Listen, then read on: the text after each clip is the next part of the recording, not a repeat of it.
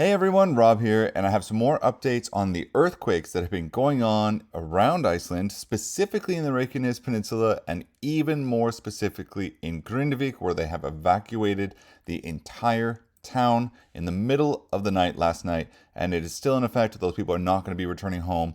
Uh, Definitely not for the next few days, is what the police and civil protection say. And according to Facebook posts, I'm seeing a lot of things.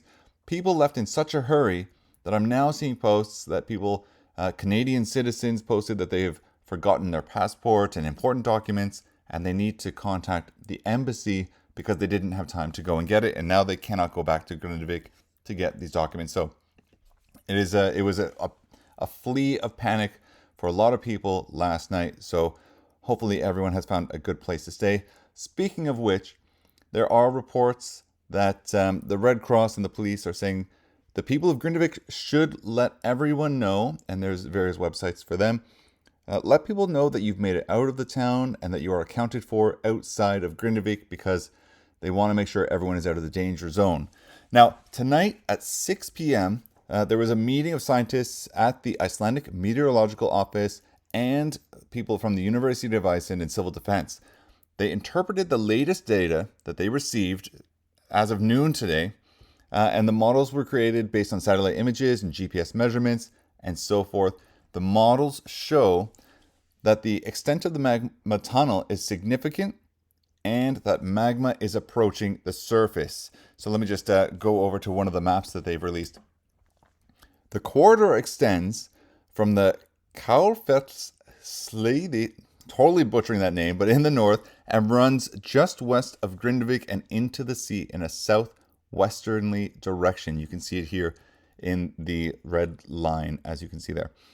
The magma tunnel is about 15 kilometers long, and the magma lies now at a depth of about 800 meters, where it's the shallowest. Now, I know earlier, just like 4 or 5 hours ago, we were told that it was about 1.5 kilometers deep.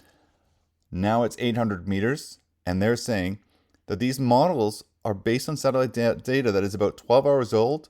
So they're assuming that the magma has moved even closer to the surface than 800 meters. So at this point, it's any minute, any hour, there could be an eruption. A significant chance that the magma is going to break its way to the surface is what they're saying.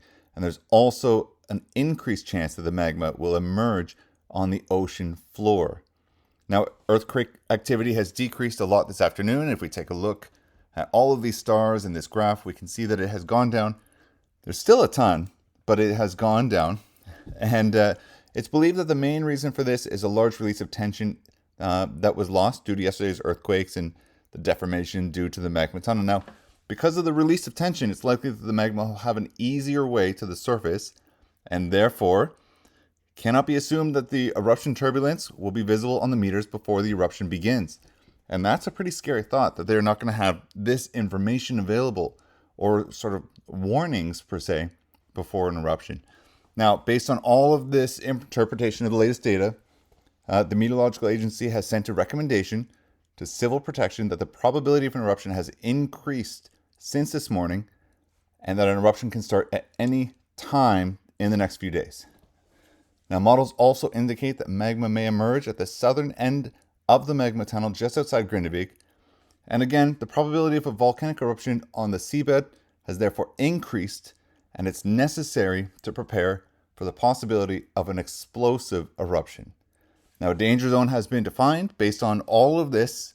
And again, it's looking at this chart here, the magma tunnel going across the town of Grindavik. We're just hoping that, I don't know if it's better if it erupts in the sea, or if it erupts closer to, well, hopefully not closer to the town, but it's all new to me on how this type of eruption this close to this town will result in sort of the livelihood of these people. So that's all the newest information that we have. Stay tuned, I guess, or subscribe, however you want to do it, because I think I'm going to be updating more and more, and who knows, maybe in 15 minutes I'll update again with the news of an eruption. So yeah, I guess stay tuned, subscribe, and do all that stuff, because more news is coming soon. So thanks so much for watching.